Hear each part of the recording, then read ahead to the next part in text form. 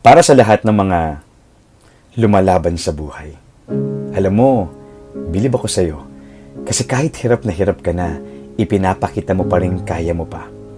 Kasi ayaw mo silang mag-alala. Kasi may pangarap ka.